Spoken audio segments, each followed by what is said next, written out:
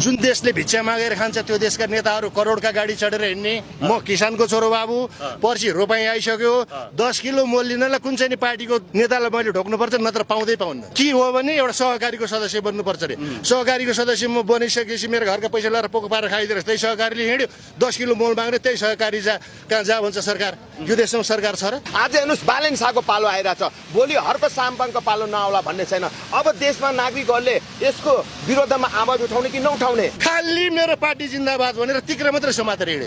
यिनीहरूको नेताले ढुक्क पादे भने कि कार्यकर्ता के भन्छन्, उहाँले ढ्याउ गरे हजुर पादे होइन भन्ने त कार्यकर्ता छन्। यो देशमा मुक्ति पाइन्छ? हामी त अर्काको देश बनाएर आएको मान्छे। आज किन एमालेको हामी तारिफ गर्ने? के कारण छ, के आधार छ? सुनिता दङ्गलले जति पनि एमालेको तारिफ गर्नुभयो नि, त्यो तारिफ होइन, एमालेको मुखमा सुनिता दङ्गलले तमाचा मारेको। राजा हाम्रो बाउपट्टिका हुन् र आमापट्टिका हुन् होइनन् नि, अभिभावक त पक्का हुन्। देश निकाला गरी चोर देश छोड भन्छन्, हुँदैन देश छोड्नु हुन्न, यिनको खल्तीको खेलाउनु नि त पर्यो नि। त्यसै देश छोड्न लाएर हुन्छ?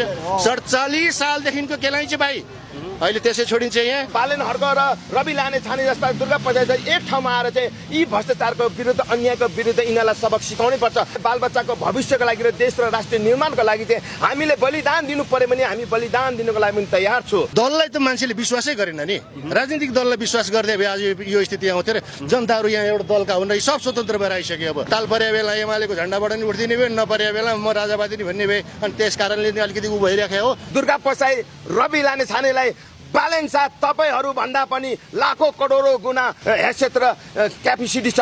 भ्रष्टाचारी बाहेक त के गर्यो र? काठमाडौँलाई त नर्क काठमाडौँ बनाएको थियो, आज स्वर्ग काठमाडौँ कसले बनाएको भन्दा बालेन शाहले। आर्यघाटले के भन्छ, भ्रष्टाचारले भन्छ। मेरो रामकुमार कार्के, देशले भिक्षा मागेर खाने स्थिति आइसक्यो, देशमा राष्ट्रिय उत्पादन छैन, कृषि फलप भइसक्यो। सुविधा हेर्नुहोस् न, पूर्व पदाधिकारीलाई सुविधा सरकार छैन नि। सरकार भएको भए नेपाली जनता अब भोकै मर्ने दिन आइसक्यो।